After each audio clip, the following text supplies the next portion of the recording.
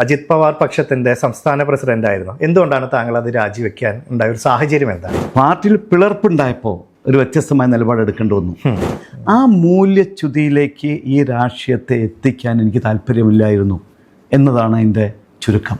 മുന്നണി ഇല്ലെങ്കിൽ നടക്കില്ല, ഞങ്ങൾക്ക് മത്സരിക്കണം എന്നുള്ള ചിന്തകളിലൊക്കെ പോയിട്ടുണ്ട്. അതല്ലെങ്കിൽ ഒരു MLA പാർട്ടിക്ക് ഉണ്ടാവണം. ഒരു തോറ്റ സ്ഥാനാർത്ഥി ഒരിക്കലും അത്തരത്തിൽ പറഞ്ഞ വാഗ്ദാനങ്ങൾ മുഴുവൻ നിറവേറ്റില്ല. അപ്പോൾ അതൊരു ഇടതുപക്ഷത്തിന്റെ ഒരു തകർച്ചയിലോട്ടല്ലേ ഇത് പോകുന്നത്? ഒരു സീറ്റ് കിട്ടുമെങ്കിൽ മാത്രം രാജിവെച്ചാൽ മതി എന്നുള്ളതൊന്നും CM-മായി ശ്രീ പിണറായി വിജയൻ ഇല്ല. ഞാൻ CM ആയിട്ട് ഈ കാര്യം ഞാൻ സംസാരിച്ചിട്ടില്ല. ഇത് യഥാർത്ഥ മത്സരം കാഴ്ചവെക്കാനാണോ അല്ലെങ്കിൽ എന്തെങ്കിലും പ്രതിഷേധ സൂചകമാണോ? അവർക്ക് തെറ്റുപറ്റി എനിക്ക് എന്നെ ഇത്രയും തിരിക്കുക അവസ്ഥയിലേക്ക് എത്തിച്ചു. കാരണം രാജിവെപ്പിച്ചുകൊണ്ട് പുറത്തു നിർത്തി. നമസ്കാരം. ഇന്ന് നമ്മുടെ അതിഥിയായിട്ടുള്ളത് കോട്ടയ്ക്കൽ, തിരൂർ മണ്ഡലങ്ങളിൽ സ്വതന്ത്രനായി മത്സരിക്കുന്ന ശ്രീ NA മുഹമ്മദ് കുട്ടി, എന്നാൽ മമ്മൂട്ടി എന്നറിയപ്പെടുന്ന വ്യക്തിയാണ്. അദ്ദേഹത്തെ നമുക്ക് സ്വാഗതം ചെയ്യാം. സാർ, എന്തുകൊണ്ടാണ് ശ്രീ അജിത് പവാർ പക്ഷത്തിന്റെ സംസ്ഥാന പ്രസിഡന്റ് ആയിരുന്നു. എന്തുകൊണ്ടാണ് താങ്കൾ അത് രാജിവെക്കാൻ ഉണ്ടായ ഒരു സാഹചര്യം എന്താണ്? ഞങ്ങൾ നേരത്തെ ഇവിടെ 99 ആണ് NCP ഫോം ചെയ്യുന്നത്. അതിനു മുമ്പ് കോൺഗ്രസ് എസ് ആയിരുന്നു. കോൺഗ്രസ് എസ് ആയിരുന്ന കാലത്ത് തന്നെ LDFന്റെ ഭാഗമാണ്. പിന്നീട് അതിന് ശേഷം NCP ആയപ്പോഴും അത് കണ്ടിന്യൂ ചെയ്തു. പിൽക്കാലത്ത് ശ്രീ കരുണാകരൻ്റെ നേതൃത്വത്തിൽ DIC ഫോം ചെയ്ത് അവർ NCPയിൽ വരികയുണ്ടായി. അപ്പോൾ പാർട്ടിയിലുള്ള ആളുകളെല്ലാം പഴയ കോൺഗ്രസ്സുകാരാണ്. എന്നാൽ LDFന്റെ ഭാഗമായി നിന്നു. പാർട്ടിയിൽ പിളർപ്പുണ്ടായപ്പോൾ മഹാരാഷ്ട്രയിൽ ഒരു വ്യത്യസ്തമായ നിലപാടെടുക്കേണ്ടി വന്നു, ഇന്ത്യയുടെ ഭാഗമായി. പക്ഷെ അവിടെ മാത്രം എടുത്തിട്ടുള്ള വേറെ എവിടെ ഉണ്ടായിട്ടില്ല. ഈവൻ കാശ്മീരിലോ അല്ലെങ്കിൽ നാഗാലാൻഡിലോ അതുപോലെ തന്നെ അരുണാചൽ പ്രദേശിലോ ബീഹാറിലോ ഡൽഹിയിൽ പോലും ഒറ്റയ്ക്ക് നിന്നിട്ടാണ് മത്സരിച്ചിട്ടുള്ളത്. അല്ല, ഇന്ത്യയുടെ ഭാഗമായിട്ടല്ല. സംസ്ഥാനങ്ങൾക്ക് തീരുമാനിക്കാമായിരുന്നു. അല്ല, മാത്രമല്ല പാർട്ടി അതിൻ്റെ NCP ആണല്ലോ. മറ്റൊരു NCP SP ആയി. അപ്പം NCPയുടെ ഭരണഘടന കൃത്യമായിട്ട് എല്ലാ വിഭാഗങ്ങളും ഉൾക്കൊള്ളുന്ന ഒരു മതേതര മൂല്യം നിലനിർത്തുന്ന ഒരിതാണ്. ഒരു പ്രത്യേക സാഹചര്യത്തിൽ മാത്രമാണ് മഹാരാഷ്ട്രയിൽ ഇത്തരത്തിലുള്ള തീരുമാനമെടുത്തത്. അപ്പം അതുകൊണ്ട് തന്നെ ഇവിടെ സ്റ്റേറ്റ് കമ്മിറ്റി, അന്ന് ഞാൻ ദേശീയ ജനറൽ സെക്രട്ടറിയാണ്, വർക്കിംഗ് കമ്മിറ്റി മെമ്പറും കൂടിയാണ്.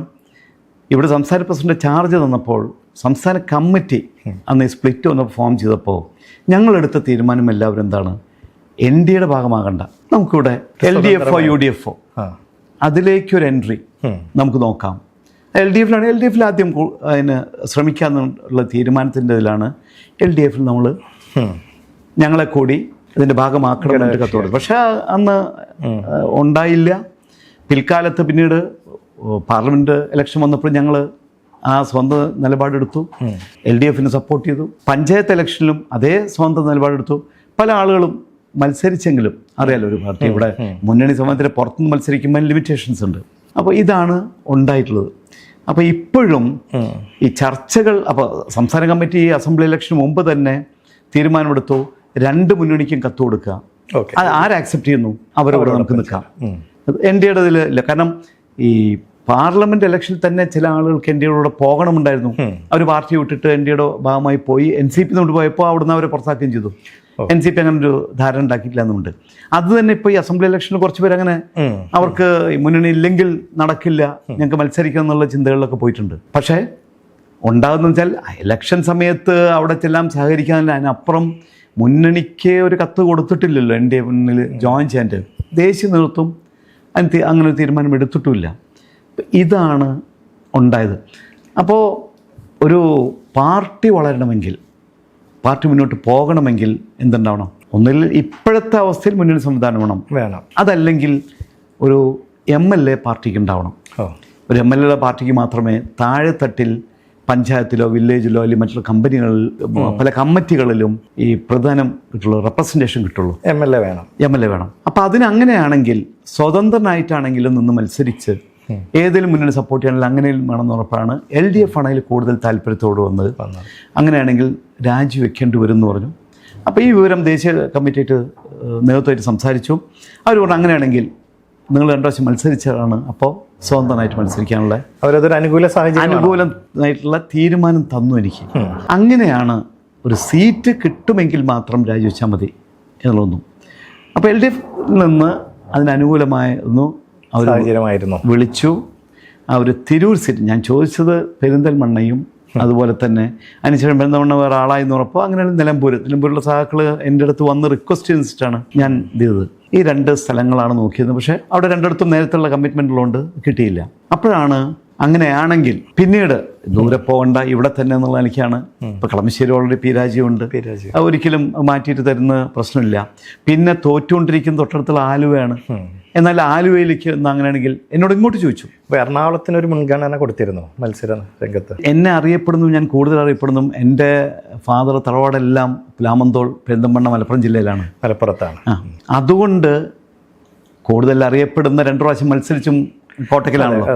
അപ്പം അതുകൊണ്ട് അവിടെയാണ് ഫസ്റ്റ് പ്രിഫറൻസ് കൊടുത്തത്. അതുകൊണ്ടാണ് ഈ പറയുന്ന പെരിന്തൽമണ്ണയും നിലമ്പൂരും ചോദിച്ചത്. പക്ഷെ പിന്നീട് ഒരു സംഭാഷണത്തിൽ മറ്റേതെങ്കിലും സ്ഥലമുണ്ടോ എന്ന് ഈ പറഞ്ഞ LDF നേതൃത്വം എന്നോട് ചോദിച്ചിരുന്നു. അപ്പോൾ ഞാൻ പറഞ്ഞു അങ്ങനെയാണെങ്കിൽ ആലുവ, അത് ജയിച്ച സീറ്റ് CPM ഒരിക്കലും നമുക്ക് തരില്ലല്ലോ, ഇല്ല, തോറ്റ സീറ്റാണ്. അതെ. അപ്പോൾ ആലുവയാണെങ്കിലും എനിക്ക് കുറേ ബന്ധങ്ങളും സ്വാധീനമുണ്ട്, കളമശ്ശേരി തൊട്ടടുത്താണ്, അതാണെങ്കിലും വിരോധമില്ല എന്ന് ഞാൻ പറഞ്ഞിരുന്നു. ആ സമയത്താണ് ഫസ്റ്റ് ലിസ്റ്റ് വരുന്ന അന്നാണ് ഒരു ഉച്ചയ്ക്ക് 12:00 മുൻപായിട്ട് എന്നെ അവിടുന്ന് ഈ മലപ്പുറത്ത് നിന്നുള്ള ചാർജുള്ള ഒരാൾ എന്നെ വിളിച്ചെന്നോട് സംസാരിച്ചു. അപ്പോൾ തിരൂരിലേക്കാണ്, ഇമ്മീഡിയറ്റ് നിങ്ങൾ രാജിവെക്കണം എന്ന് പറഞ്ഞു. മാത്രമല്ല 10 പ്രസ്താവന ഇറക്കണം, നാളത്തെ പത്രങ്ങളിൽ വരണം, ഇന്ന് ആ കൊടുത്ത രാജിക്കത്തിൻ്റെ കോപ്പി ഇപ്പം തന്നെ അയക്കണം, ഇന്നത്തെ ലിസ്റ്റിൽ വരാൻ വേണ്ടിയിട്ടാണെന്ന് പറഞ്ഞു. അല്ല, മലപ്പുറം ജില്ലാ സെക്രട്ടറി ആണോ അല്ലെങ്കിൽ പാർട്ടിയിൽ പ്രഭാവമുള്ള ഒരാളാണോ? അതെ, പാർട്ടിയിൽ പ്രഭാവമുള്ള ചാർജുമുള്ള ഒരാളാണ്. പക്ഷെ എനിക്ക് തോന്നുന്നത് താങ്കൾ അതൊന്ന് ക്രോസ് ചെക്ക് അങ്ങനെ എന്തെങ്കിലും വെരിഫൈ എന്തെങ്കിലും ചെയ്തിരുന്നു? അല്ല, നേരത്തെ എന്നോട് പറഞ്ഞിട്ടുണ്ടല്ലോ.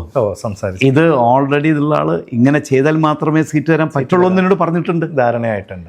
അതുപോ ഈ LDF കൺവീനർ അടക്കമുള്ള ആളുകളായിട്ട് സംസാരിച്ചിട്ടുണ്ട്, രാമകൃഷ്ണൻ അടക്കമുള്ള ആളുകളൊക്കെ സംസാരിച്ചിട്ടുണ്ട്. CM-മായി ശ്രീ പിണറായി വിജയൻ ഇല്ല, ഞാൻ CM-ആയിട്ട് ഈ കാര്യം ഞാൻ സംസാരിച്ചിട്ടില്ല. ബാക്കിയുള്ള അത്യാവശ്യത്തിനുള്ള എല്ലാ നേതാക്കന്മാരുമായിട്ടും കണ്ടിട്ടുണ്ട്, സംസാരിച്ചിട്ടുണ്ട്. മനസ്സിലായി? അപ്പോൾ അങ്ങനെ ഒരു റിക്വസ്റ്റ് ഒന്നും ഇമ്മീഡിയറ്റ് ആയിട്ട് വേണമെന്ന് പറയുമ്പോൾ ഇത് പാർട്ടി എനിക്ക് അനുവാദം തന്നിട്ടുണ്ട്. ഓക്കെ. അപ്പോൾ തീർച്ചയായും ഞാൻ രാജി കൊടുത്തു. തിരൂരിലേക്ക് ആണെന്ന് പറഞ്ഞപ്പോൾ തിരൂരിലും എനിക്ക് കുറേ ബന്ധങ്ങളുണ്ട്. എൻ്റെ ഗ്രാൻഡ് ഫാദർ തിരൂരിൽ നിന്നാണ്. അപ്പോൾ അതുമായി ബന്ധപ്പെട്ട് കുറേ കുടുംബ ബന്ധങ്ങളുണ്ട്. ഇതാണ് രാജിവെക്കാനുണ്ടായ ഒരു കാരണം, സാഹചര്യം എന്ന് പറയുന്നത്. ഇപ്പോൾ നമ്മൾ സാധാരണഗതിയിൽ മത്സരിക്കുമ്പോൾ ഏതെങ്കിലും ഒരു മണ്ഡലത്തിലാണ് കോൺസെൻട്രേറ്റ് ചെയ്യുക. താങ്കൾ അതല്ല ചെയ്തിട്ടുള്ളത്. കോട്ടയ്ക്കലും സമർപ്പിച്ച് തിരൂരും സമർപ്പിച്ച്. ഇത് യഥാർത്ഥ മത്സരം കാഴ്ചവെക്കാനാണോ അല്ലെങ്കിൽ എന്തെങ്കിലും പ്രതിഷേധ സൂചകമാണോ? അല്ല, തിരൂര് മത്സരിക്കാൻ വേണ്ടി തന്നെ ഈ പറയുന്ന എന്നോട് അതിന് പ്രിപ്പയർ ചെയ്യാൻ പറയുമ്പോൾ ഞാനുള്ള എല്ലാ പ്രിപ്പറേഷനും ചെയ്തു കഴിഞ്ഞു. തിരൂരിലേക്ക് വേണ്ടിയിട്ട് ഈവൻ പോസ്റ്റേഴ്സിൻ്റെ ഡിസൈൻ അടക്കമുള്ള സോഷ്യൽ മീഡിയയിലുള്ള മറ്റെല്ലാവർക്കും തിരൂരിന് വേണ്ടി നീക്കി കഴിഞ്ഞു. അപ്പോൾ അവിടെ പിന്നെയും താനൂരിൽ നിന്ന് അബ്ദുറഹ്മാൻ മത്സരിക്കുന്നില്ല എന്ന് പറഞ്ഞ് തിരൂരിലേക്ക് മാറുന്നു എന്നുള്ള കൺഫ്യൂഷൻ ഉള്ളപ്പോഴും ഞാൻ ഇവരുമായി ബന്ധപ്പെടുമ്പോൾ ഇല്ല, അത് തീർച്ചയായും അവിടെ മുഖ്യമന്ത്രി വരുന്നുണ്ട് 19-ാം തീയതി ഓഫീസ് ഉദ്ഘാടനത്തിന് CPM-ൻ്റെ. അപ്പോൾ അത് പറഞ്ഞ് ശരിയാക്കും, അതിനെ പറ്റിയില്ല, നിങ്ങൾ തന്നെയാണ് എന്ന് പോലും പറഞ്ഞു. ഒരു മിനിസ്റ്ററാണ്. അതെ, ഇപ്പോഴത്തെ. അപ്പോൾ എന്ന് പോലും പറഞ്ഞപ്പോഴും ഞാനപ്പോൾ ഈ എൻ്റെ വർക്കായിട്ട് മുന്നോട്ട് പോവുകയാണ്. അപ്പം അതുകൊണ്ട് ആ തിരൂരിൽ ഒട്ടനവധി വർക്ക് ചെയ്യാൻ നീക്കി. അപ്പോൾ തിരൂരിൽ മത്സരിക്കാനുള്ള മറ്റുള്ള പ്രവർത്തനങ്ങളും എല്ലാം ചെയ്തു. അപ്പോൾ ഈ 19-ാം തീയതി വൈകുന്നേരമാണ് അവിടെ ഈ പറയുന്ന ഇത് വരുന്നത്. വന്നപ്പോഴാണ്, അപ്പം അതിനു മുമ്പ് തന്നെ കോട്ടയ്ക്കലിൽ ഞാൻ മത്സരിച്ചപ്പോൾ 38,000-39,000 വോട്ടിൻ്റെ ഭൂരിപക്ഷം 2014 ഉണ്ടായിരുന്ന ഇതാണ് 2016 ഞാൻ 15,000 വോട്ടിലേക്ക് കൊണ്ടുവരുന്നത്. ഹ്യൂജ് ഡിഫറൻസ്, 25,000 അടുത്ത്, ചെറുതല്ല. അതും മലപ്പുറം പോലെയുള്ള മുസ്ലിം ലീഗിൻ്റെ കോട്ട എന്ന് പറയുന്ന കോട്ടയ്ക്കലാണ്. അപ്പം അത് കഴിഞ്ഞു. എന്നോട് നിർബന്ധമായി ഇവരെല്ലാം പറഞ്ഞു അവിടെ തന്നെ നിന്നാൽ അടുത്ത പ്രാവശ്യം നമുക്ക് ചെയ്യാം എന്ന്. ഞാൻ ആ മണ്ഡലത്തിൽ പറഞ്ഞ എന്തെല്ലാം വാഗ്ദാനം നൽകിയിട്ടുണ്ടോ വാഗ്ദാനങ്ങൾ മുഴുവൻ നിറവേറ്റി. ഒരു തോറ്റ സ്ഥാനാർത്ഥി ഒരിക്കലും അത്തരത്തിൽ പറഞ്ഞ വാഗ്ദാനങ്ങൾ മുഴുവൻ നിറവേറ്റില്ല. ഏതെല്ലാം വാഗ്ദാനങ്ങളാണ് താങ്കൾ പറയുകയാണെങ്കിൽ? അത് ഒന്ന്, ആ സമയത്ത് നമ്മളിപ്പോൾ ഒരു മണ്ഡലത്തിൽ ചെല്ലുമ്പോൾ തീർച്ചയായിട്ടും അവിടുത്തെ റിക്വയർമെൻറ്റ്സ് ഇതിയല്ലോ. ഒന്ന്, കുടിവെള്ളത്തിന് ഏറ്റവും ക്ഷാമമുള്ള ഇതാണ്. അപ്പോൾ ഞാൻ 5 കൊല്ലം കൊണ്ട് അവിടുത്തെ കുടിവെള്ള പ്രശ്നത്തിന് ഞാൻ പരിഹാരം കാണുമെന്നുള്ള വാഗ്ദാനം ഞാൻ നൽകിയിരുന്നു. 2, ഒരു ഗവൺമെൻറ് കോളേജ് ആ മണ്ഡലത്തിലില്ല, അതിനു വേണ്ടിയിട്ടുള്ള പ്രവർത്തനം നടത്തുമെന്ന് പറഞ്ഞു. മറ്റൊന്ന്, അന്ന് മലപ്പുറം ജില്ലയിലെ ഏറ്റവും കൂടുതൽ ലഹരിയുടെ ഒരു പ്രശ്നം ഉണ്ടായിരുന്നു, വളാഞ്ചേരി അങ്ങനെയുള്ള കുറേ കേസുകൾ വന്നു, ബാക്കി വെച്ചിട്ട് എടുക്കും പറഞ്ഞു. അപ്പോൾ അതിന് പരിഹാരം കാണുമെന്ന് പറഞ്ഞു. മറ്റൊന്ന്, ആ സമയത്ത് വന്നിട്ടുള്ളൊരു സ്റ്റേറ്റ് സർവേയിൽ ഏറ്റവും കൂടുതൽ ക്യാൻസർ പേഷ്യൻസ് ഉള്ളത് ആ മണ്ഡലത്തിലെ ഇരുമ്പിളിയം പഞ്ചായത്തിലാണെന്നുള്ള റിപ്പോർട്ട് വന്നിരുന്നു. അപ്പോൾ ഞാൻ ജയിക്കുകയാണെങ്കിൽ തീർച്ചയായും അന്ന് തിരുവനന്തപുരത്ത് മാത്രമേ ഉള്ളൂ ഈ പറയുന്ന ക്യാൻസർ റിസർച്ച് സെൻ്ററിൽ, മലബാർ വന്നിട്ടില്ല. അപ്പോൾ അതുകൊണ്ട് അതിൻ്റെ ഒരു ടെസ്റ്റിംഗ് ഫെസിലിറ്റിയെങ്കിലും, ഇപ്പോൾ എറണാകുളത്ത് അത്തരം ഫെസിലിറ്റി ഉണ്ട്, അതെങ്കിലും ഇവിടെ കൊണ്ടുവരും എന്ന് ഞാൻ വാഗ്ദാനം നൽകിയിരുന്നു. പിന്നെ മറ്റൊരു വാഗ്ദാനം, ഞാൻ തൊഴിലവസരങ്ങൾ ഞാൻ 2005 മുതൽ നാഷണൽ ഇൻസ്റ്റിറ്റ്യൂട്ട് ഓഫ് MSCയുമായി ചേർന്ന് ഇവിടെ കളമശ്ശേരി, ആലുവ, ഏലൂർ മേഖലകളിലെല്ലാം ഏതാണ്ട് 2000-ഓളം സ്ത്രീകൾക്ക് തൊഴിൽ ഞാൻ സ്കിൽ ഡെവലപ്മെൻറ്റ് പ്രോജക്റ്റ് വിദ്യാഭാരതി എന്ന എൻ്റെ ഇൻസ്റ്റിറ്റ്യൂട്ട് വഴി നടത്തിയിട്ടുണ്ട്. അപ്പോൾ അതിൻ്റെ ഒരു സെൻറ്റർ അവിടെ സ്ഥാപിക്കുമെന്നും അവിടെ ഈ തൊഴിലവസരങ്ങൾ സ്ത്രീകൾക്ക് ഉണ്ടാക്കി ഒരു മാസം 10,000 രൂപയെങ്കിലും വരുമാനം ഉണ്ടാക്കുന്ന നിലയ്ക്ക് എത്തിക്കുമെന്നും ഞാൻ പറഞ്ഞു. കോട്ടക്കലിൽ ഇത്രയും വാഗ്ദാനങ്ങളാണ് ഞാൻ അവിടെ നൽകിയത്. ആ വാഗ്ദാനങ്ങളെല്ലാം ഞാൻ ജയിച്ചില്ല. അപ്പോൾ ഈ കുടിവെള്ള പദ്ധതി ഗവൺമെൻറ് റെപ്രസെൻറ്റേറ്റ് കിട്ടില്ല. 5 പഞ്ചായത്തിലും 2 മുനിസിപ്പാലിറ്റിയിലും ഞാൻ 7 ദിവസത്തെ വണ്ടി വാങ്ങിച്ച് 2000 ലിറ്ററിൻ്റെ ടാങ്ക് വാങ്ങിച്ചു വെച്ച് മോട്ടറും വെച്ചുകൊണ്ട് ജനുവരി മുതൽ 5 വർഷവും ജൂൺ വരെയുള്ള മാസങ്ങളിൽ കുടിവെള്ളം നൽകി. മറ്റ് പല പൊതുകിണറുകൾ നന്നാക്കിക്കൊണ്ട് മോട്ടർ വെച്ച് കൊടുത്തു. പലയിടത്തും കുഴൽ കിണർ ഇത് ചെയ്തു, ചിലയിടത്ത് കിണർ കുത്തി. ഇതെല്ലാം അങ്ങയുടെ എൻ്റെ സ്വന്തം എൻ്റെ ഒരു CSRൻ്റെയും എൻ്റെതിൽ നിന്നുള്ള ഫണ്ടും ഉപയോഗിച്ചുകൊണ്ടാണ്. വേറെ ഒരുവിധ സപ്പോർട്ടും ഒരാളിൽ നിന്നില്ല. അതിന് മറ്റൊരു കാരണം കൂടിയുണ്ട്. ചെയ്തപ്പോൾ ഉദ്ഘാടനത്തിന് MLA ഒന്നും വന്നില്ല അവിടെ. അല്ല, വരില്ലല്ലോ, ഞാനല്ലേ നടത്തുന്നത്. അല്ല, സാധാരണഗതിയിൽ അങ്ങനെ കാണാറുണ്ടല്ലോ. അല്ല, അദ്ദേഹത്തെ സംബന്ധിച്ച് ഇപ്പോഴും അവിടെ പറയപ്പെടുന്ന കല്യാണങ്ങളും ബാക്കി വരുന്നല്ലാതെ ഇങ്ങനെയുള്ള വികസന പ്രവർത്തനമൊന്നും ഇല്ല എന്നുള്ള ഒരു പരാതി അവിടെ നിലനിൽപ്പുണ്ട്. ഇത്തരത്തിൽ കുഴൽക്കിണറും കിണറടിച്ച് വെള്ളം വരെ എത്തിക്കുന്ന എല്ലാതും ചെയ്തു. ബേസിക് നീഡാണ് വെള്ളം. അത് നടത്തി. 5 വർഷം ഞാൻ നടത്തി. കൂടാതെ തൊഴിലവസരങ്ങൾക്ക് 1700 സ്ത്രീകൾക്ക് സ്കിൽ ഡെവലപ്മെന്റ് 3 ഏരിയയിൽ. ഒന്ന് ബേക്കറി പ്രൊഡക്ട്സ്, നാഷണൽ സ്കിൽ ഡെവലപ്മെന്റുമായി ചേർന്ന് NSDC അല്ല, അന്ന് ഈ നാഷണൽ ഇൻസ്റ്റിറ്റ്യൂട്ട് ഓഫ് MSCയുടെ കീഴിലാണ് അന്നത്തത് വിദ്യാഭാരതിക്ക് ഉള്ളത്. പിന്നീടാണല്ലോ ഈ NSDC വരുന്നതും ബാക്കിയുള്ളതും. പക്ഷേ NSDC ആയിട്ടുള്ളത് പല ഏജൻസികളിലാണെങ്കിലും ഞാൻ സ്വന്തമായിട്ട് തന്നെ അവിടെ സെൻറ്റർ എസ്റ്റാബ്ലിഷ് ചെയ്തുകൊണ്ട് ഈ പറയുന്ന ബ്യൂട്ടീഷ്യൻ കോഴ്സ്, അതുപോലെ തന്നെ ഫുഡ് പ്രോസസ്സിങ്, പിന്നെ ബേക്കറി പ്രൊഡക്ട്സ്, സ്റ്റിച്ചിങ് യൂണിറ്റ്, ഇതെല്ലാം എസ്റ്റാബ്ലിഷ് ചെയ്തു. മാത്രമല്ല അവിടെ ഒരു ബസ് വിദ്യാഭാരതിയുടെ ഇതിനു വേണ്ടി തീരും വിദ്യാഭാരതി സെൻറ്റർ തന്നെ അവിടെ തുടങ്ങി എസ്റ്റാബ്ലിഷ് ചെയ്തിട്ട് ആ സെൻറ്ററിൽ വെച്ചിട്ടാണ് ഇതെല്ലാം നടത്തിയത്. കാരണം സെൻറ്ററിൽ അത് നടത്താൻ പറ്റില്ലല്ലോ. എന്നിട്ട് ഇവരെ വീട്ടിൽ നിന്ന് കൊണ്ടുവന്ന് തിരിച്ച് കൊണ്ടുവിടുന്ന അതിന് ബസ് വരെ പ്രൊവൈഡ് ചെയ്തു. 1200 ആളുകൾക്ക് സ്കിൽ ഡെവലപ്മെൻറ്റ് നടത്തി. എത്രയോ ബേക്കറി യൂണിറ്റ്സ് ഉണ്ടാക്കി, എത്രയോ ഷോപ്സ് തുടങ്ങി, സ്റ്റിച്ചിങ് യൂണിറ്റ്സും ബാക്കിയുള്ളതായിട്ടുള്ള അങ്ങനെ അത്തരം സൗകര്യം ഉണ്ടാക്കി. മറ്റൊന്ന്, അവിടെ കൊച്ചിൻ ക്യാൻസറിൻ്റെ ടെസ്റ്റിംഗ് ലാബ് ഉണ്ട്, മൊബൈൽ ഒരു വണ്ടിയുടെ ഉള്ള. 1.5 മാസത്തോളം ആ മണ്ഡലത്തിൽ എല്ലാ പഞ്ചായത്തുകളിലും ഈ പറയുന്ന ഓരോ ദിവസമായി നടത്തി 3700ഓളം സ്ത്രീകൾക്ക് ബ്രസ്റ്റ് ക്യാൻസറിന് ടെസ്റ്റിംഗ് നടത്തി. മൊത്തം 3700. എൻ്റെ ഊഹം ശരിയാണെങ്കിൽ ഒരു ദിവസം ചിലപ്പോൾ നമുക്ക് മാക്സിമം 20 പേരൊക്കെ, അതിൽ കൂടുതൽ അല്ല, അതിൽ കൂടുതൽ ഒന്നല്ല, 50 അത്രയും ദിവസങ്ങൾ അത് 1.5 മാസത്തോളം. അതായത് 50-100 ആളിൽ വെച്ചിട്ട് ഓരോ സ്ഥലത്ത് വെച്ച സ്ഥലങ്ങളിൽ വെച്ചിട്ടാണ് ഈ ടെസ്റ്റിംഗ് നടത്തുന്നത്. അതിന് ഡോക്ടേഴ്സിനെ അപ്പോയിന്റ് ചെയ്തു, പരിചയത്തിലുള്ള പല ആളുകൾ വഴി ഇത് നടത്തി. എന്നിട്ട് ഈ ടെസ്റ്റിംഗ് നടത്തി. അതിൽ 100-ലധികം ആളുകൾക്ക് സംശയം ഉണ്ടായിരുന്നു. അവർക്ക് വീണ്ടും നമ്മൾ സ്കാനിങ് നടത്തി. ആ സ്കാനിങ് നടത്തിയതിന് ശേഷം 6 പേർക്ക് അസുഖം ഉണ്ടെന്ന് ചോദിച്ചു. ഒരാൾ ഫൈനൽ സ്റ്റേജ് ആയിരുന്നു, നമുക്ക് സഹായിക്കാൻ പറ്റിയില്ല. പല സഹായങ്ങൾ ചെയ്തു കൊടുത്തെങ്കിലും ചെയ്യാൻ പറ്റിയില്ല. പക്ഷേ 5 പേരുടെ അസുഖം ഭേദമാക്കി കൊടുത്തു. അതൊന്ന്. നമ്മൾ ഡ്രഗ്സ് അബ്യൂസിൻ്റെ പ്രശ്നം വന്നപ്പോൾ ഞാൻ മുഖ്യമന്ത്രി നേരിട്ട് കണ്ടുകൊണ്ട് വിമുക്തിയുടെ ഒരു ചാർജ് ആ ജില്ലയിൽ തരാമെന്ന് പറഞ്ഞു. വിമുക്തി ഒരിക്കലും പ്രൈവറ്റ് ഓർഗനൈസേഷൻ ഒന്നും കൊടുത്തിട്ടില്ല. എനിക്ക് NAMK ഫൗണ്ടേഷൻ മറ്റൊരു ഓർഗനൈസേഷൻ ഞാൻ അവിടെ എസ്റ്റാബ്ലിഷ് ചെയ്തു. അതിന് ഓഫീസ് ഉണ്ടായിരുന്നു. അതുവഴിയാണ് ഈ CSR ഫണ്ടിൻ്റെയും അല്ലെങ്കിൽ ബാക്കി എൻ്റെ ഫണ്ട് ഇതെല്ലാം ചെയ്തിരുന്നത്. അപ്പോൾ വിമുക്തിയുടെ മലപ്പുറം ജില്ലയിലെ കേരളത്തിൽ ആദ്യമായിട്ട് ഒരാൾക്ക് അതിനുള്ള അനുവാദം നൽകുന്ന മുഖ്യമന്ത്രി പിണറായി വിജയൻ എനിക്കാണ് നൽകിയത്. അതിൻ്റെ ലോഗോ വരെ അദ്ദേഹം അതിന് ലോഞ്ച് ചെയ്തു. ഞാൻ അവിടെ ആ വിമുക്തിയുടെ ക്യാമ്പയിൻ നടത്തി. എല്ലാ മലപ്പുറം ജില്ലയിലെ എല്ലാ ഈ ചെറിയ അംഗൻവാടി കുട്ടികൾക്ക് ഒരു ചിത്രരചനാ മത്സരം നടത്തി. അതിലെ ഓരോ പഞ്ചായത്തിൽ നിന്നും ഈ പറയുന്ന 5 വീതം ആളുകളെ, ഓരോ അംഗൻവാടിയിൽ നിന്ന് 5 പേരെ സെലക്ട് ചെയ്യും. അതിലേറ്റവും ബെസ്റ്റ് അവരെ പിന്നീട് ഓരോ പഞ്ചായത്ത് തലത്തിൽ കൊണ്ടുവന്ന് അതിൽ നിന്നുള്ള ആളുകളെ തിരഞ്ഞെടുത്ത് 10 പേരെ വെച്ച് എടുത്തു. അങ്ങനെ 70-70ഓളം ആളുകളെ കുട്ടികളെ തിരഞ്ഞെടുത്ത് മുതുകാടിനെ വിളിച്ചുകൊണ്ട് ഇവിടെ കോട്ടക്കൽ രാജാ സ്കൂളിൽ വെച്ചിട്ടൊരു ഫൈനൽ നടത്തി. അതിൽ നിന്ന് ഏറ്റവും നല്ല തിരഞ്ഞെടുത്ത 50 ആളുകൾക്ക് നമ്മൾ സർട്ടിഫിക്കറ്റ് മാർക്കുള്ള പ്രോത്സാഹനം നടത്തും. അവർ ചിത്രരചന മത്സരം നടക്കുന്ന സമയത്ത് മുതുകാടിൻ്റെ ഇവരെ പാരൻസിന് വേണ്ടിയിട്ട് ഇപ്പുറത്തൊരു പരിപാടി വെച്ചു. ഇതുകൂടാതെ ഏതാണ്ട് 45,000-50,000 സ്റ്റുഡൻസ് പങ്കെടുത്ത് മലപ്പുറം ജില്ലയിലെ എല്ലാ കോളേജുകളിലും ഉപന്യാസ മത്സരം ഈ സബ്ജക്റ്റ് വെച്ച് നടത്തി. അതിൽ ഏറ്റവും ബെസ്റ്റിനെ തിരഞ്ഞെടുത്ത് 3 പേർക്ക് മലപ്പുറം ടൗൺ ഹാളിൽ വെച്ച് എക്സൈസ് ഡിപ്പാർട്ട്മെൻറ്റ് അതിൻ്റെ സീനിയറായിട്ടുള്ള ഒഫീഷ്യലിനെ വിളിച്ചുകൊണ്ട് നമ്മളവിടെ ചോർക്ക് ഇതിൻ്റെ ഒരു സ്പീച്ചും അതുപോലെ തന്നെ ടീച്ചേഴ്സിന് ഓരോ സ്കൂളിലും ഓരോ കോർഡിനേറ്റേഴ്സ് ഉണ്ട്, അവരെ കൂടി പങ്കെടുപ്പിച്ചുകൊണ്ട് അവർക്കൊരു ക്ലാസ്സും ഇതുകൊണ്ട് ഇതെല്ലാം നടത്തി. ഒന്നാലോചിക്കാം, മലപ്പുറം ജില്ലയാണ് ഏറ്റവും വലിയ ജില്ല, 16 നിയോജകങ്ങളുള്ള. അവിടുത്തെ എല്ലാ കോളേജുകളിലും പ്രൈവറ്റും സർക്കാരും ഒരേ സമയം ഇത്തരത്തിൽ ഉപന്യാസ മത്സരം നടത്തി എത്ര ആളുകളെ അതിനെ സഹകരിപ്പിച്ചിട്ടാണ് ചെയ്യേണ്ടി വരിക. അത് നടത്തി. ഞാൻ പറഞ്ഞു വരുന്നത് ഇതിനിടയ്ക്ക് കോവിഡ് വന്നു. 2020 വന്നപ്പോൾ കോവിഡ് വന്നു. നമ്മുടെ വാഗ്ദാനത്തിൽ കോവിഡ് വരുന്നുള്ളത് നമുക്കറിയില്ലല്ലോ. 45,000 വീടുകളിൽ നമ്മൾ കോവിഡിന് മാസ്കും ഹോമിയോ മരുന്ന് എത്തിച്ചു നൽകി. അവിടുത്തെ ഹോമിയോ ഡോക്ടേഴ്സൊക്കെ സഹകരിച്ചിട്ടുണ്ട്. DYFIയുടെയും SYയുടെ പിള്ളേർ അവർ വന്നിട്ടാണ് ഇത് ഫില്ല് ചെയ്തും ബാക്കിയെല്ലാം. മാസ്കിന് എന്ത് ചെയ്തു, നമ്മൾ സ്റ്റിച്ചിങ് പഠിപ്പിച്ച സ്ത്രീകൾക്ക് തുണി വാങ്ങിച്ചു കൊടുത്തിട്ട് അവരെ കൊണ്ട് മാസ്ക് അടിപ്പിച്ചു. അപ്പോൾ അവർക്ക് ഓരോ മാസ്കിനും 2 രൂപ വെച്ചിട്ട് ഞാൻ വേറെ നൽകി, എല്ലാ മെറ്റീരിയൽസും കൊടുത്തിട്ട്.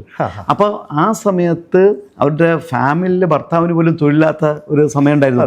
ഇതൊരു വലിയ വരുമാനമായിട്ടാണ്. 45,000 വീട്ടിൽ മിനിമം 5-10 മാസ്ക് കൊടുക്കണമെങ്കിൽ അത്രയധികം വേണ്ടേ, അതിനുള്ള തുണി ഞാൻ തന്നെ കൊടുത്തു. എന്നിട്ട് അതുകൂടാതെ അവർക്ക് ഓരോ മാസം 2 രൂപ വെച്ചിട്ട് കൊടുത്തു, എല്ലാ സാധനവും കൊടുത്തിട്ട്. അപ്പം അത് അവർ തന്നെ പറഞ്ഞിട്ടുണ്ട്, ഞങ്ങൾക്ക് ആ സമയത്ത് ഒരു വരുമാനം ഇല്ലാത്തപ്പോൾ ഇതൊരു വരുമാനമായെന്നുണ്ട്. മാത്രമല്ല ഒരു ഗ്രീൻ പ്ലാസ്റ്റിക്കിൻ്റെ നിർമ്മാർജ്ജനം എന്നുള്ളതിൻ്റെ ഇത് ഇട്ട് തുണി കൊടുത്തുകൊണ്ട് ഇവരെ കൊണ്ട് തന്നെ സഞ്ചികൾ ഇത് ചെയ്തു.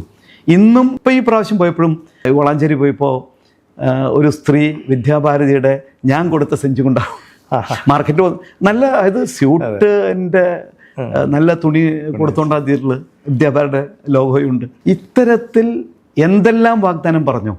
പിന്നെ അതുകൂടാതെ 100-ലധികം സ്ഥലങ്ങളിൽ കോളനികളിൽ അന്ന് ഇലക്ട്രിസിറ്റി എത്താത്തുണ്ട്. സോളാർ ലൈറ്റ് വെച്ച് കൊടുത്തോടെല്ലാം ഇപ്പോഴും ആ സോളാർ ലൈറ്റ്സ് ഈ പറഞ്ഞ സ്ഥലത്തെല്ലാം. ചില സ്ഥലങ്ങളിൽ ഒരു വീട്ടിലേക്ക് വയസ്സായ അവർക്ക് ഒരു രക്ഷയില്ല, കയറിപ്പോകാൻ പറ്റില്ല. ഇടിഞ്ഞു പൊളിഞ്ഞ ഒരു ഹോസ്പിറ്റൽ കൊണ്ടുപോലും അവിടുത്തെ അവരുടെ അച്ഛനെ എത്തിയാൻ പറ്റില്ല. അവിടെ സ്റ്റെപ്പ് കെട്ടിക്കൊടുത്ത് കോൺക്രീറ്റ് ചെയ്ത് കൊടുത്തു. അവരുടെയൊക്കെ വീഡിയോ പോലും ഉണ്ട് അവർ പറഞ്ഞിട്ടുള്ള വാക്കുകൾ. റോഡ് നന്നാക്കി. അതുമാതിരി ഒരു കയറ്റത്തിൽ കയറാൻ പറ്റുക, ആൾക്ക് കയറിപ്പോകാൻ പറ്റില്ല, അവിടെ കൈവരി വെച്ച് കോൺക്രീറ്റ് കൊടുത്തിട്ട് ഇത് കൊടുത്തു. ഒരു ഏതാണ്ട് 300 മീറ്റർ ദൂരത്തിൽ ഒരു ഏരിയ ഉണ്ട്, 3 അടി വീതിയിൽ മാത്രമേ ഉള്ളൂ. 2 സൈഡും വീടുകളാണ്. ഒരാൾ മരിച്ചാൽ അവരുടെ ശവശരീരം അതിൽ നിന്ന് കൊണ്ടുവരണമെങ്കിൽ ഈ 200 മീറ്റർ ഏറ്റി കൊണ്ടുവന്ന് റോട്ടിൽ വന്നാൽ മാത്രമേ ചെയ്യാൻ പറ്റുള്ളൂ. അവിടെ അവർ ഈ പ്രശ്നം ഉണ്ടപ്പോൾ എന്നോട് പറഞ്ഞു, ഞാൻ പറഞ്ഞു ഞാൻ സഹായിക്കാം, പക്ഷെ ഒരു 2 കൂട്ടരും സഹായിക്കാമെന്ന് പറഞ്ഞു. സ്ലോപ്പാ. അപ്പോൾ ഒരു സൈഡ് കട്ട് ചെയ്യണം, ഇപ്പുറത്ത് കെട്ടിക്കൊടുക്കുകയും വേണം. 200 മീറ്റർ ഇത്രയും നീളത്തിൽ കരിങ്കല്ല് വെച്ച് കെട്ടി ചെയ്ത് കൊടുത്ത് ഇവിടുന്ന് കട്ട് ചെയ്യുന്ന മണ്ണിട്ട് ഫില്ല് ചെയ്ത് ഓട്ടോറിക്ഷയിൽ ഒരു ചെറിയ കാർ പോലും പോകാവുന്ന ഒരു മാരുതി ആംബുലൻസ് പോകുന്ന രൂപത്തിൽ അത് റോഡ് പിന്നെ കോൺക്രീറ്റ് ചെയ്ത് കൊടുത്തു. ഞാൻ പറഞ്ഞു വരുന്നത് ജനങ്ങൾക്കൊപ്പം എന്ന് പറയുന്നത് ഒരു മത്സരം നടന്നാൽ അവിടെ വാഗ്ദാനം ചെയ്താൽ വാഗ്ദാനം നിറവേറ്റുക എന്നുള്ളതല്ല. ഇപ്പം അങ്ങ് ചോദിച്ചൊരു ചോദ്യം ഉണ്ട്, അതിനോട് മറുപടി പറയാം. ഈ മുഴുവൻ എൻ്റെ എന്നുള്ള പൈസ തന്നെയാണോ എന്ന് ചോദിച്ചു. 2016 ഇലക്ഷനിൽ എനിക്കിപ്പോൾ എന്തുള്ള കുറേ ബിസിനസ്സും ബാക്കിയൊക്കെ ഉണ്ടല്ലോ, ഞാൻ വരുമ്പോൾ എന്നോടൊരു ഇതുണ്ടാവും. പലരും അതിലെനിക്ക് പൈസ അവരുടെ സ്റ്റാഫ് വഴി പോയി കൊടുത്തയച്ചു. ഒരാളൊന്നും വാങ്ങിച്ചില്ല. ഞാൻ അവരോട് പറഞ്ഞു, നിങ്ങൾ ഈ പൈസ ചെക്കായിട്ട് പാർട്ടിയുടെ ജില്ലാ പ്രസിഡന്റ് കൊടുക്കുക, NCPയുടെ. പലരും അവിടെ കൊണ്ടുകൊടുത്തു. ഞാൻ വാങ്ങിച്ചില്ല, മറ്റൊന്നും കൊണ്ടല്ല, അവരെൻ്റെ സുഹൃത്തുക്കളാണ്. പക്ഷേ ഏതെങ്കിലും ഒരു പൊസിഷനിൽ വരികയാണെങ്കിൽ അത്തരത്തിൽ അവരൊരു സോഫ്റ്റ് കോൺട്രിബ്യൂഷൻ തെറ്റായൊരിതിന് ചെയ്യാനായിട്ടുള്ള ഇതിനെ ഞാൻ ചെയ്തതാണ്. മറ്റൊന്ന്, ഈ 2016 ഈ 39,000 വോട്ടിൽ നിന്ന് 10,000 എത്തിക്കുന്നതിൻ്റെ CPMൻ്റെ കണക്കുകൾ വളരെ കറക്റ്റാണ്. അവിടെ ഒരാഴ്ച മുമ്പ് ഞങ്ങളൊരു മീറ്റിംഗ് കൂടി ഇപ്പോൾ അവിടെ നിന്ന് തന്നെ അവരൊരു അസസ്മെൻറ്റ് വന്നു. ഏതാണ്ട് 15,000 വോട്ട്സിന് ഷോർട്ടുണ്ട്. നമ്മളൊരു 8,000 വോട്ട് പിടിക്കണം. 8,000 വോട്ട് പിടിക്കണമെങ്കിൽ നമുക്ക് കുറച്ച് പൈസ ചിലവുണ്ട്. ഒരു 10-15 ലക്ഷം രൂപയുടെ ആവശ്യം വരുമെന്ന് എന്നോട് പറഞ്ഞു. എന്തിനു ചോദിച്ചപ്പോൾ പറഞ്ഞു അവിടെ ഈ കോളനികളിലും കുറച്ച് താഴെയുള്ള ആൾക്കാരുണ്ട്, അവർക്ക് കള്ള് വാങ്ങിച്ചു കൊടുക്കണം, പൈസ കൊടുക്കണം എന്ന് പറഞ്ഞു. എനിക്ക് ആ വോട്ട് വേണ്ട, കള്ള് വാങ്ങിച്ചു കൊടുത്തിട്ടുള്ള വോട്ട് എനിക്ക് വേണ്ട എന്ന് പറഞ്ഞൊരു വ്യക്തിയാണ്. ഇത് ഇന്നും അവിടുത്തെ എതിർകക്ഷികളായിട്ടുള്ള ലീഗരും പറയുന്നുണ്ട്. ആ വ്യക്തിത്വം അദ്ദേഹം പറഞ്ഞു വളരെ കറക്റ്റാണല്ലേ, അന്ന് ജയിക്കാമായിരുന്നു എന്ന് പോലും പറഞ്ഞിട്ട്. ലീഗ് അത് മേടിച്ചു കൊടുത്തിട്ടുണ്ടോ? ഇഷ്ടം പോലെ ഞാൻ പല തെളിവുകളും പറഞ്ഞിട്ടുണ്ട്, അവർ കൊടുത്തിട്ടുണ്ട്, ഇതൊക്കെ ചെയ്തിട്ടുണ്ട്. അല്ല, ഇലക്ഷനിൽ എന്താ ഒരു ഫൈറ്റാണ് ജയിക്കുക എന്നുള്ളത്. അതിന് ഏത് തരത്തിലും ആ മൂല്യച്യുതിയിലേക്ക് ഈ രാഷ്ട്രീയത്തെ എത്തിക്കാൻ എനിക്ക് താല്പര്യമില്ലായിരുന്നു എന്നതാണ് അതിൻ്റെ ചുരുക്കം. അതാണ് ഞാൻ ചോദിക്കുന്നത്. അപ്പോൾ ശരിക്കും 2 മണ്ഡലങ്ങളിൽ കൊടുക്കുന്നത് എന്തെങ്കിലും ഒരു പ്രതിഷേധമാണോ? അല്ല, പ്രതിഷേധത്തിന്റെ ഭാഗമായിട്ടില്ല. ഞാൻ നേരത്തെ ഒരു മണ്ഡലത്തിൽ എനിക്ക് അവിടെ സ്ഥാനാർത്ഥിത്വം വന്നു. അതിലാണ് ഈ പറഞ്ഞ മന്ത്രി വന്നിട്ട് അവിടെ ചെയ്തപ്പോൾ എനിക്ക് നഷ്ടപ്പെട്ടു. പക്ഷേ അവർക്ക് എന്നോട് വാക്ക് പറഞ്ഞ് രാജിവെപ്പിച്ച ആളുകൾക്കൊരു ചുമതലയുണ്ട്. മന്ത്രി മത്സരിക്കില്ല എന്ന് ആ മണ്ഡലത്തിൽ എനിക്ക് തരാമല്ലോ. എന്നോട് ചോദിച്ചില്ല. ഇത് വന്നപ്പോൾ ഞാൻ പലരും വിളിക്കുമ്പോൾ ഇവരാരും ഫോൺ എടുക്കുന്നില്ല. അല്ല, പിന്നെ ഏതെങ്കിലും ഒരു മണ്ഡലത്തിൽ പിൻവലിക്കുമോ താങ്കൾ? അല്ല, സമയമുണ്ടല്ലോ. അവിടെയാണ് ഞാൻ എടുത്ത തീരുമാനം 2 മണ്ഡലത്തിൻ്റെ. ഒന്ന്, കോട്ടക്കലിൽ ഇത്രയും അധികം വർക്ക് ചെയ്തുകൊണ്ട് അവിടുത്തെ സഖാക്കളുമായി എനിക്ക് നല്ല ആത്മബന്ധമുണ്ട്. അവർ അന്നും ഇന്നും ഞാനുമായി ബന്ധപ്പെട്ടുകൊണ്ടിരിക്കുന്നവരാണ്. അല്ല, അവരിപ്പോഴും സപ്പോർട്ടാണോ? അവരാണ് എന്നോട് നിർബന്ധമായിട്ട് നിങ്ങൾ തിരൂരൊന്നും നോക്കരുത്, നിങ്ങളിവിടെ മത്സരിക്കണം, ഞങ്ങൾ കൂടെ ഉണ്ടെന്ന് പറഞ്ഞു. മാത്രമല്ല, എനിക്ക് കിട്ടിയ അറിവ് അനുസരിച്ച് അവിടുത്തെ ഈ 5 പഞ്ചായത്തിലും 2 മുനിസിപ്പാലിറ്റികളിലെ അവിടുത്തെ ലോക്കൽ കമ്മിറ്റികളെല്ലാം ചേർന്നിട്ട് ഒരു വനിത എല്ലാം നമുക്ക് നേരത്തെ വർക്ക് നടത്തിയിട്ടുള്ള ഒരാൾ നമുക്ക് അദ്ദേഹത്തെ തന്നെ ഇവിടെ വേണമെന്ന് പറഞ്ഞിട്ട് അവരെന്നെയും വിളിച്ചിരുന്നു. പലരും ഞാനായിട്ട് ബന്ധപ്പെട്ടു. അവരാണ് അവരുടെ പ്രേരണയും അവരുടെ നിർബന്ധത്തിലാണ് ഞാൻ കോട്ടയ്ക്കൽ കൊടുത്തത്. അപ്പോൾ കോട്ടയ്ക്കൽ കൊടുക്കുമ്പോൾ തീർച്ചയായിട്ടും ഒരു പ്രഷറിൽ നടക്കില്ല. കാരണം എനിക്ക് തരാമെന്ന് പറഞ്ഞ വാഗ്ദാനം ഉണ്ടല്ലോ. ഇനി അപ്പം അബ്ദുറഹ്മാൻ പറഞ്ഞെന്താണ്, ഈ താനൂർ ഞാൻ നിൽക്കില്ല, ഈ തിരൂരാണെങ്കിൽ മാത്രം നിൽക്കുള്ളൂ എന്ന് പറഞ്ഞു. അങ്ങനെയാണെങ്കിൽ ഇത് ചെയ്യട്ടെ, അബ്ദുറഹ്മാന് എനിക്ക് തന്നതാണല്ലോ തട്ടിയെടുത്തിട്ടുള്ളത്. അപ്പോൾ അവിടെ അബ്ദുറഹ്മാൻ പിൻവലിക്കട്ടെ ഞാൻ കൊടുക്കുമ്പോൾ. ഞാൻ വന്നാൽ തീർച്ചയായിട്ടും അവർക്ക് മത്സരം നല്ല ടൈറ്റ് മത്സരം. അങ്ങനെ പറഞ്ഞ സ്വാഭാവികമായിട്ട് അങ്ങ് ഒരു ഇടത് ചിന്താഗതിയുള്ള ഒരാളാണ്. അത് സ്വാഭാവികമായിട്ട് അങ്ങ് മത്സരിക്കുമ്പോൾ അത് ഇടതുപക്ഷത്തിന്റെ വോട്ടുകളാണ് തീർച്ചയായും, ഒരു സംശയമില്ല. അത് ഗുണകരമാവുന്നത് ലീഗിനാണ്. അതെ. അപ്പോൾ ആ ഇടതുപക്ഷ സഹയാത്രികനെ ഇപ്പോൾ നമ്മൾ കാണുന്നുണ്ട്. ഇപ്പോൾ ആലപ്പുഴയിൽ ജി സുധാകരൻ പാർട്ടി വിട്ടു പോവുകയുണ്ടായി. അപ്പോൾ അതൊരു ഇടതുപക്ഷത്തിന്റെ ഒരു തകർച്ചയിലോട്ടല്ലേ ഇത് പോകുന്നത്? അല്ല, ഞാൻ അവിടെ അതുകൊണ്ടാണല്ലോ ആ ചോദ്യത്തിലേക്കാണ് ഞാൻ വരുന്നത്. 2 സ്ഥലത്ത് എന്തിനു കൊടുത്തു? അബ്ദുറഹ്മാൻ അടക്കപ്പോൾ എനിക്ക് വേണ്ടിയിട്ട് കോട്ടയ്ക്കൽ കൊടുക്കണം എന്ന് പറയില്ലേ? അപ്പോൾ ആ ഒരു സീറ്റ് താങ്കൾക്ക് എന്നാ പിന്നെ കോട്ടയ്ക്കൽ ഒരിക്കലും ജയിക്കുന്ന സീറ്റല്ല. ഞാനാണ് ഇത്രയധികം താഴോട്ട് കൊണ്ടുവന്നത്. അത് ലീഗിന്റെ ഉറച്ച സീറ്റാണത്. അപ്പോൾ അതിനു വേണ്ടിയെങ്കിലും ചെയ്യാൻ വേണ്ടിയാണ് 2 സ്ഥലത്തും കൊടുത്തത്. ഞാനത് കഴിഞ്ഞ 10 സമ്മേളനത്തിൽ വളരെ കൃത്യമായിട്ട് പറഞ്ഞു. ഈ 2 സ്ഥലത്ത് അപ്പോൾ അവരെന്നെ എന്നോട് ചോദിച്ചു, കേരളത്തിൻ്റെ ചരിത്രത്തിൽ ആദ്യമായിട്ടുണ്ട് സ്വന്തം സ്ഥാനത്ത് 2 സ്ഥലത്ത് മത്സരിക്കുന്നത്. അപ്പോൾ അതെന്തുകൊണ്ടാണ് ചോദിച്ചപ്പോൾ ഞാൻ പറഞ്ഞു, ഇതാണ് കാരണം. അവർക്ക് തെറ്റുപറ്റി എനിക്ക് എന്നെ ഇത്രയും തിരിക്കുക അവസ്ഥയിലേക്ക് എത്തിച്ചു. കാരണം രാജിവെപ്പിച്ചുകൊണ്ട് പുറത്ത് നിർത്തി. അപ്പോൾ അതിനവർക്കൊരു തീർച്ചയായിട്ടും എന്നെ സഹായിക്കണമെങ്കിൽ ഒരു ഓൾട്ടർനേറ്റീവ് വേണ്ടേ. അപ്പോൾ അതിനെന്ത് ചെയ്യുക, ഈ കോട്ടയ്ക്കൽ എനിക്ക് തരട്ടെ, ഞാനിവിടെ രാജിവെക്കാം. ഇനിയും സമയമുണ്ട്. നാളെ 26-ാം തീയതി ഉണ്ടല്ലോ. ഇതാണ് 2 മണ്ഡലത്തിൽ ഈ സ്ഥാനത്തിൻ്റെ കാര്യം. പക്ഷേ ഇപ്പോൾ വന്നപ്പോൾ എന്താണെങ്കിൽ ഈ തിരൂരിൽ നിന്നുള്ള സഹാക്കളും കോട്ടയ്ക്കൽ നിന്ന് സഹാക്കളും 2 കൂട്ടരും നിങ്ങളിവിടെ മത്സരിക്കണമെന്ന് പറയുന്ന അവസ്ഥയിലെത്തി. അതിനുശേഷം പലരും എന്നെ ബന്ധപ്പെട്ടിരുന്നു, ഇതിങ്ങനെ ഇത് ചെയ്യരുത് നിർബന്ധമായിട്ടും. തീർച്ചയായിട്ടും ഈ പറയുന്ന സ്ഥാനാർത്ഥികളുടെ ബന്ധുക്കളായിട്ടുള്ളോ അല്ലെങ്കിൽ അടുപ്പുള്ളവരൊക്കെ ബന്ധപ്പെടുമല്ലോ. ഒരു പക്ഷേ ചിലപ്പോൾ താങ്കൾ ഇപ്പോൾ LDF-നോടാണ് സീറ്റുമായി ചർച്ച നടത്തിയത്. ഇപ്പോൾ തോന്നുന്നുണ്ടോ അന്ന് UDF-മായി ഒരു ചർച്ച നടന്നിരുന്നെങ്കിൽ ചിലപ്പോൾ ഒരു പക്ഷേ സീറ്റ് കിട്ടിയേനെന്ന്? അല്ല, UDF-മായിട്ടും ചർച്ച നടത്തിയിട്ടുണ്ട്. ഓക്കെ, പക്ഷെ ഇത്രത്തോളം പോയിട്ടില്ല. അല്ല, ഒരു സ്റ്റേജ് കഴിഞ്ഞപ്പോൾ ഇവിടെ നിന്നാണ് കൂടുതൽ ഇങ്ങനെ സീറ്റിൻ്റെതും ബാക്കി വന്നപ്പോൾ പോസിറ്റീവ് ന്യൂസ് വന്നപ്പോൾ പിന്നെ ഞാൻ UDF-മായി ചർച്ച എങ്ങനെയായിരുന്നു? അതും അല്ല, അത് NCP-യെ UDF-ൽ കൊണ്ടുവരുന്നതിനാ ചർച്ച, സീറ്റിൻ്റെ ഇതിലല്ല. ഇവിടെയും LDF-ൽ NCP-യെ കൊണ്ടുവരുന്നതിനെ പറ്റിയ ചർച്ചകൾ. കാരണം സംസ്ഥാന കമ്മിറ്റി തന്നെ ചുമതലപ്പെടുത്തിയിട്ടുള്ള സീറ്റ് ചർച്ചയ്ക്കല്ല, മുന്നണി പ്രവേശനത്തിന് വേണ്ടിയിട്ടാണ്. അപ്പോൾ ആ ചർച്ചകൾ UDF നടത്തിയിട്ടുണ്ട്. കാരണം പാർട്ടി എടുത്ത തീരുമാനം സംസ്ഥാന പ്രസിഡന്റിലേക്ക് ഞാൻ ചർച്ച നടത്തണ്ടേ. അത് UDF-ന്റെ നേതൃത്വത്തിൽ ഒട്ടുമിക്ക ആളുകളുമായിട്ടും കണ്ടിട്ടുണ്ട്, ലെറ്ററും കൊടുത്തിട്ടുണ്ട്. LDF-നും ഇതുപോലെ ലെറ്ററും കൊടുത്തിട്ടുണ്ട്. അപ്പോൾ സീറ്റിൻ്റെ ഇതിൽ വന്നപ്പോൾ ഇങ്ങനൊരു ഇതാണ്.